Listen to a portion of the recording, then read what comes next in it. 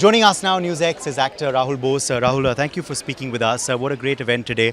Really kicking the momentum for the Vidanta Marathon. That's, of course, going to be happening in the national capital this weekend. What do you believe about, this initiative, which is really getting Delhi out to run, getting this track and field culture in the national capital, and also who better to inspire everyone than Carl Lewis?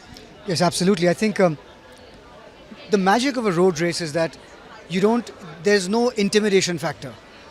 Excuse me. You don't need to be talented. You don't need to have a fancy coach. You don't need to know the rules.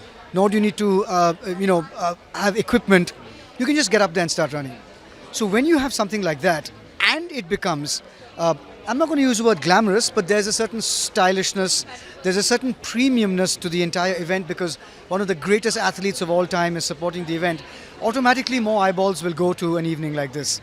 And then people will start saying, you know what? Maybe I should give it a shot.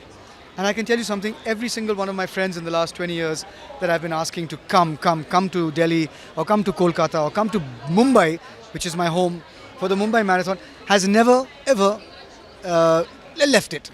They come back time and time again. These road races are not just about your ability. Sure, it encourages you to run for 364 days after that. But what it is about is sharing and a sense of community that everybody is together. And there is really a sense that a city comes together apart from, ceremonious occasions, festivals. When does the city ever come together?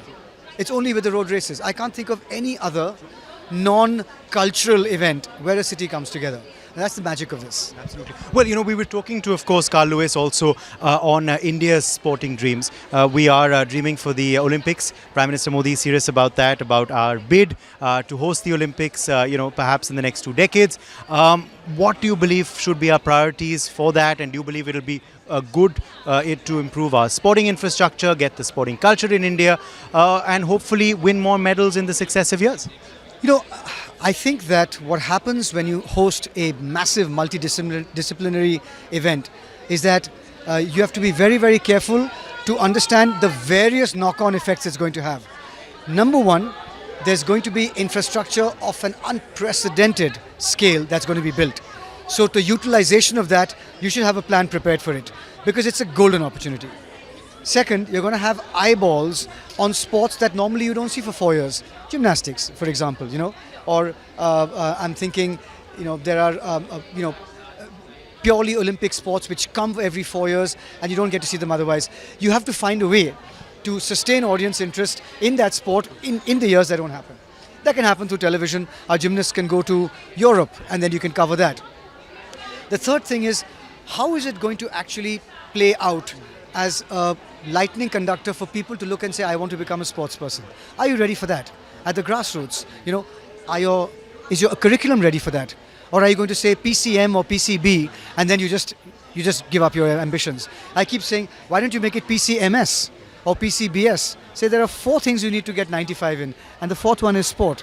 And then see how parents' attitudes change. So there's a lot of that stuff that we have to be ready to actually do so that the entire ecosystem that is generated through a massive event like the Olympic Games is used correctly, whether it's coaches, whether it's money, whether it's infrastructure, whether it's grassroots, and all of that. Then you will say, wow, this holding these games has really transformed, not just in the lead up to get medals, but after that has transformed the way India thinks about sport. Final question to you. You've, of course, been passionate about rugby for many, many years. But the first edition of the Rugby League went off very successfully. How does it make you feel? Gratitude.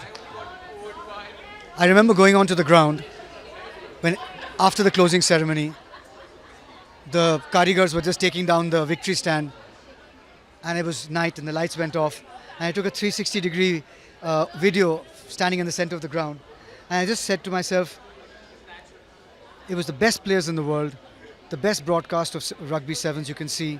It was just, everything went right, and everything could have gone wrong, but I'm really proud that everything went right, and what I'm proud of is we did it correctly, ethically, methodically.